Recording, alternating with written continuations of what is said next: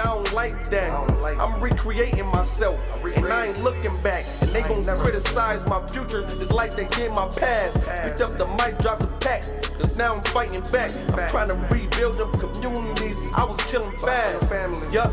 And with a master plan and discipline, I'ma turn my young dog niggas into some businessmen. Focus on what we got in common, not our difference.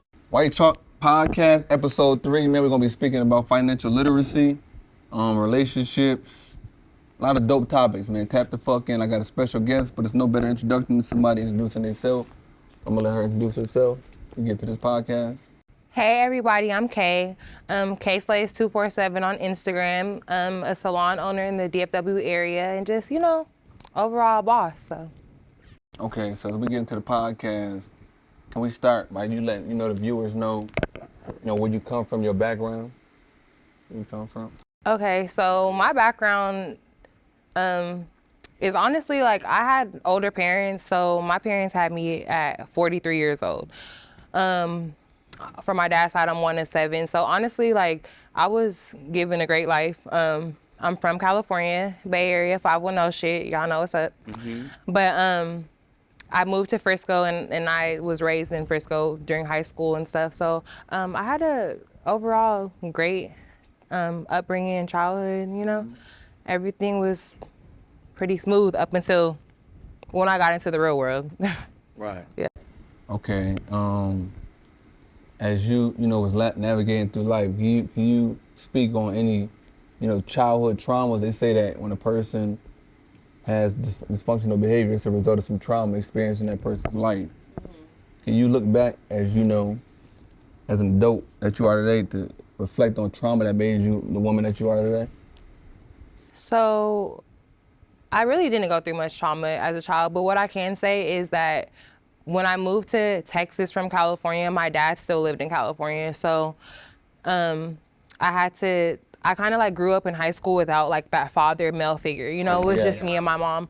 So I'm going to be honest, once I started getting into the dating scene a little bit more, after college, the person that I ended up picking and having children with was actually probably not, the most stand-up guy, but looking back on it, it was a lot of qualities. He had a lot of qualities of my dad. You know what I'm saying?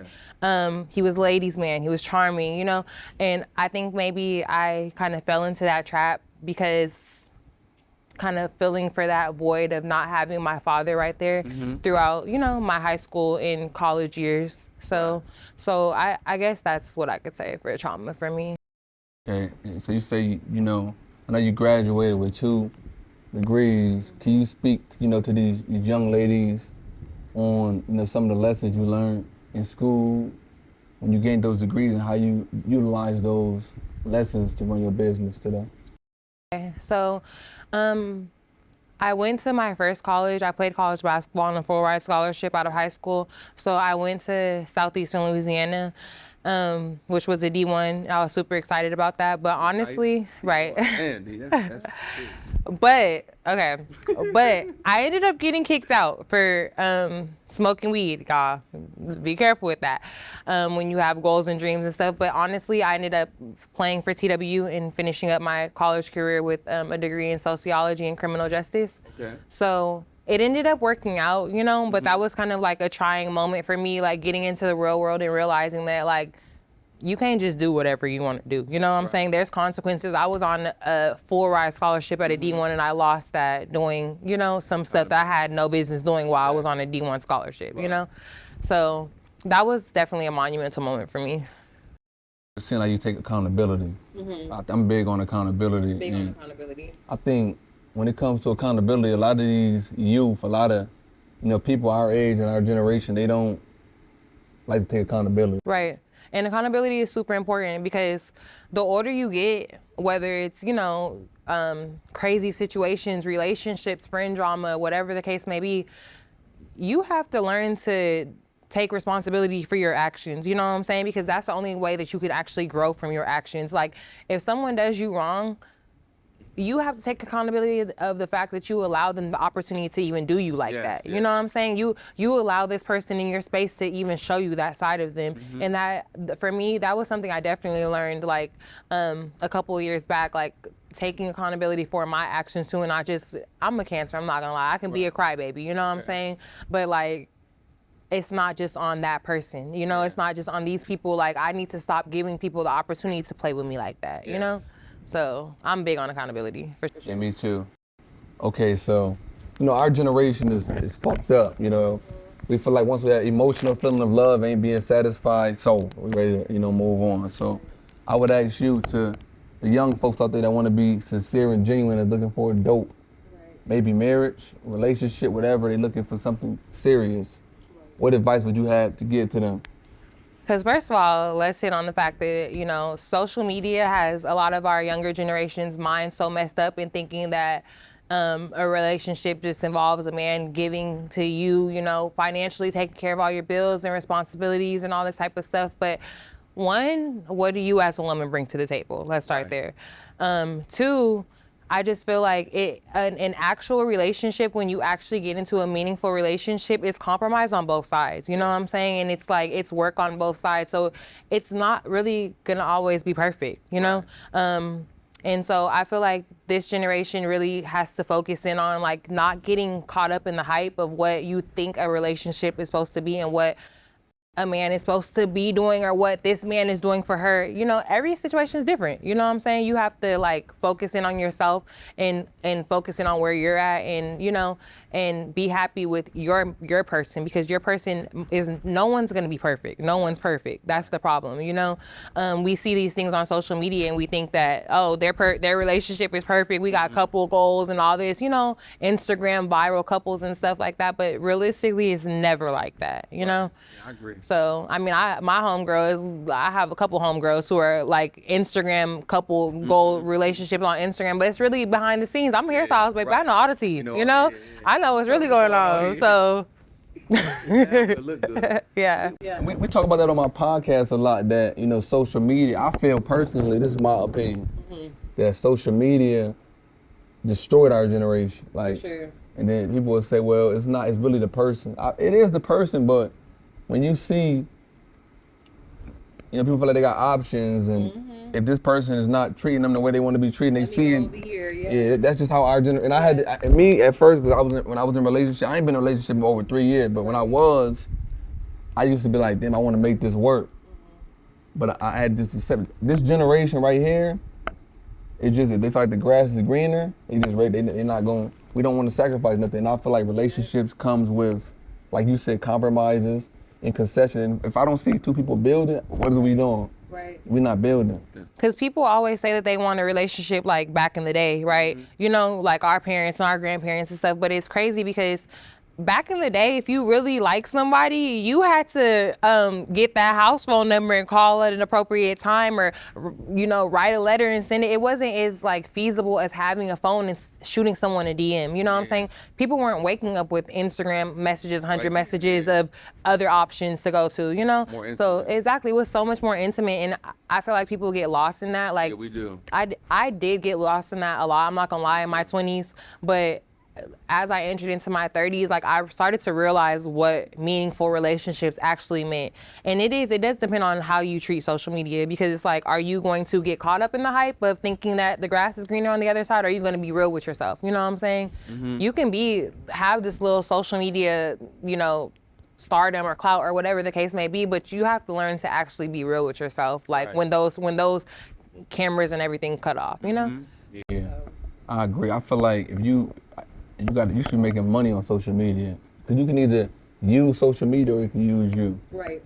Exactly. So, I would want to ask you, what's your definition of love? Like, if you had a young lady and one that you was speaking to, that you was mentoring, and she was like, how do I know what love is? Can you define love to you? What does that mean to you? Love to me is, and I'm gonna be honest, like, men, it's in y'all's nature to hunt, more so. So I always tell my clients and friends, like, I feel like you should be with the person who like a man who shows that he loves you more than you might even love him. You know what I'm saying? Like, you can have that person who makes you crazy and brings out the toxic and all that type of stuff. You know what I'm saying? But ultimately, is that really good for you? You know? Because for me, at this big age, I kind of want to deal with someone who loves me for me. Like, you need to love my dirty jaws. You know what I'm saying? Like, you need to love me through whatever, and really continuously show that if I have an issue with something, work on it. You know, if you have an issue with something, I'm going to work on it. You know what I'm saying? But I don't want to be with the person who's fighting me all the time about, if I have an issue, you fighting me about my issue. You know what I'm saying? Like, because ultimately I feel like marriage and like strong relationships come with change, come with growth within a person, you know? Yeah. So that's what I can say is love. A person who actually shows you consistently that they're willing to make the changes, you know, and do the steps that it takes to be with you. Yeah, exactly.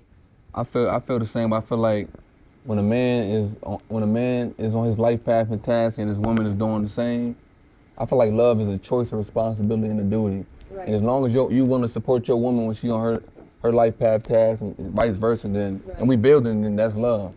And I feel like a man who actually really loves you and sees you as wifey material is going to do the necessary things to change. You know what I'm saying? In my previous relationship, I was with someone who I don't feel like really did love me like that. You know what I'm saying? So whenever I would bring a problem to him, he was fighting me about it. He never seen marriage in our path. And he would tell me, like, I would bring these things up, and he never really seen that, you know? Right.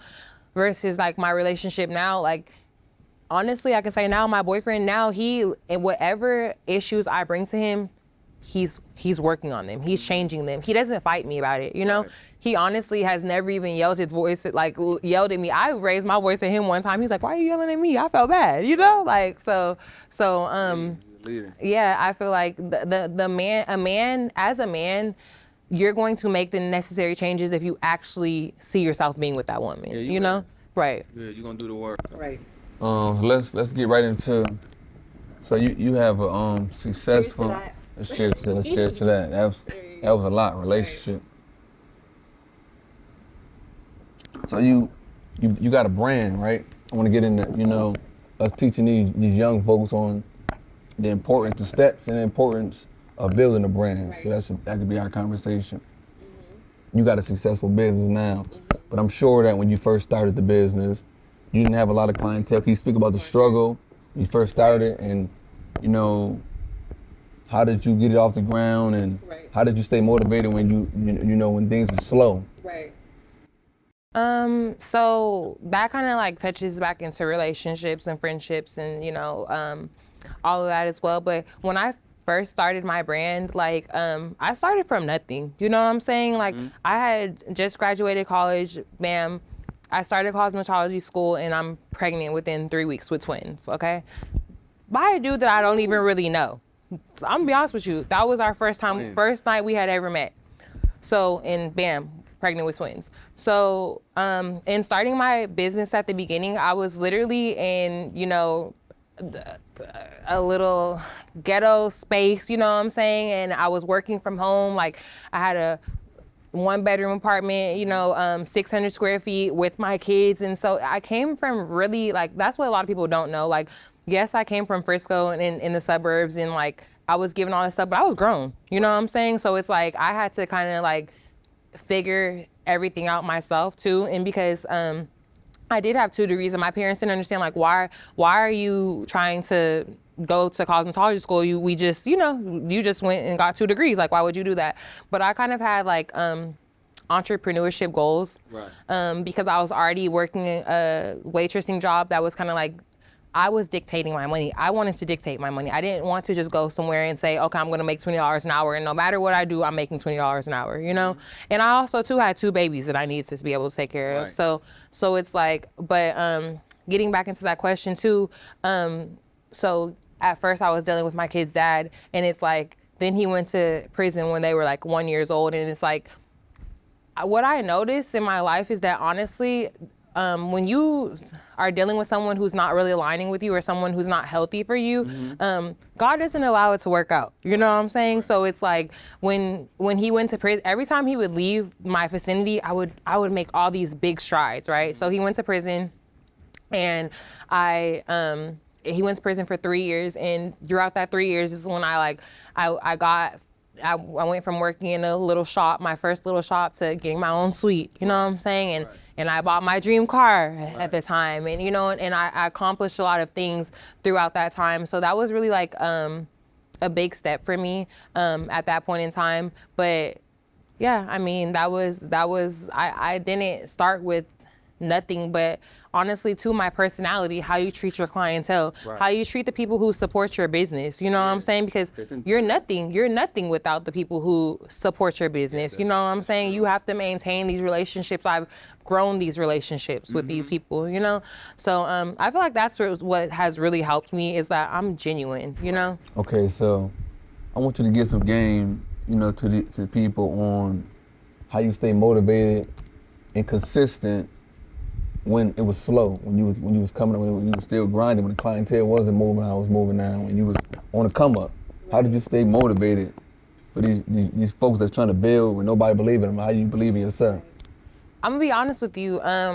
Even my own mother didn't really like understand the vision, because my mom came from that time to where you get a degree, you work a job. You know what I'm saying? And I was kind of in that entrepreneurship stage in life. So it's like, I remember at one point in time working at my first salon and being at the end of my cosmetology school journey and being like, you know what, Mom, I'm about to slap you across the face with this money that I'm about to make, because I'm gonna be successful. You know what I'm saying? You ultimately have to like really believe in yourself. Yes. Because nobody else is gonna believe in you at the beginning when you're starting from nothing. You know what I'm saying? So it's super big to believe in yourself, you know, and believe in your brand. And now it's like I would say all these things. I'm like, okay, I'm working at my first little salon, someone doing booth rent at someone's salon, like open concept. And then I was like, I'm gonna get a suite, you know, and she was like, okay, you know what I'm saying? And I was like, I did it.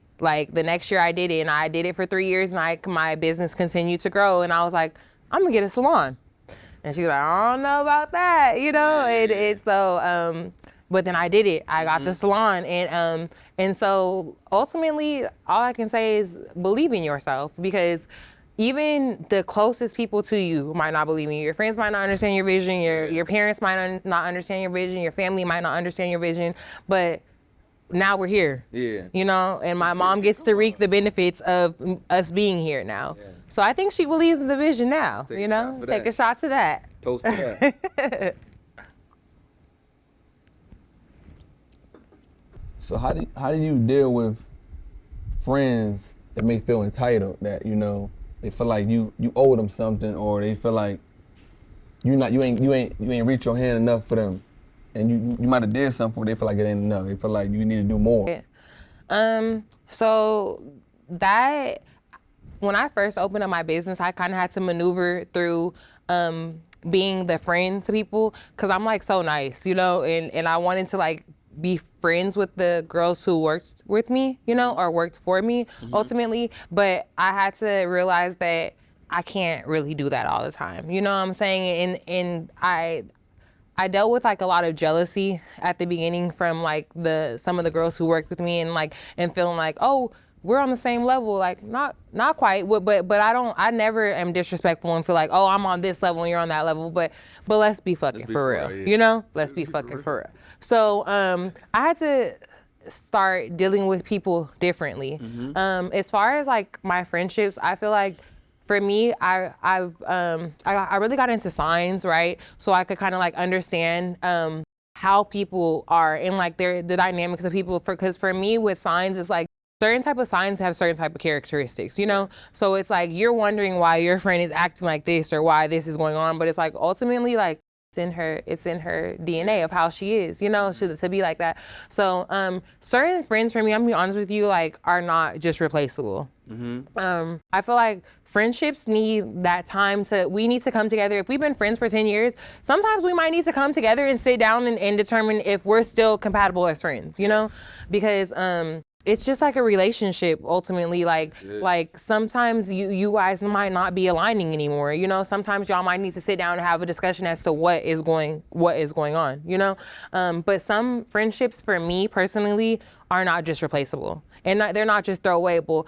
And I will say this, like sometimes I might, with certain type of friends, if I feel like some animosity or something, I might take a step back, you know. Yeah. But not everyone's just worth throwing away, and that's important to me. But that's gonna lead to my next question that I want you to ask. The final question: as you evolve and you grow in your career, it's some friends that you just outgrow them. Right. And how did you maneuver through that? Where it's like, I'm on this path, I'm trying to do X, Y, and Z, and you still focus on this bullshit. I keep trying to pull you along. Right. You don't want to see my vision. You don't want to come this way. Right. You still focus on the bullshit. How do you deal with those friends? Yeah, I'm gonna be honest. Like some people, I had to leave them in the dust. You know what I'm saying? Because it's like, especially when your mental starts to grow and you're not on that bullshit time anymore, and you're not worried about bullshit and I'm constantly, you calling me and you talking about bullshit, negativity. It's hard for me at this big age too, like with the spiritual healing and the journey that I'm on and like where I'm at in life, it's hard for me to listen to bullshit. Mm-hmm. You know, I'm gonna say some of my friends are still on bullshit and they're not just throwawayable, but I will say that I might not answer that phone call, like, okay, because you stressing me out a little different, okay? But some people, yeah, it depends on the friend, you know, because like if we've been friends 10 years plus, like I'm not just gonna throw you away, but I might not deal with you as much until you get your shit together. You know? The final question I will ask, do you feel like loyalty is a liability, or it can be a liability? Yeah, definitely. I do feel like everyone can come with you on this journey, you know. I've had people work for me and then do me dirty, right? You know what I'm saying? Like get ahead of themselves and do me dirty and try to be like shit on my business or whatever the case may be. And then turn around and realize like, wow, she was really a genuine great person, and try to come back and work with me again. Yeah, it's a no for me. Yeah. You know? I've realized that everyone can't come with you, whether that's relationships, friendships, you know, family. Family. I was gonna say when we was talking. Exactly. Ain't just friends, he's family too. Exactly. If you're being weird to me, then baby you can't come. So that's that. That's that. White Chalk Podcast, man. This was another beautiful, successful episode with my beautiful guest, man. I want y'all to tap in, follow our social medias, man.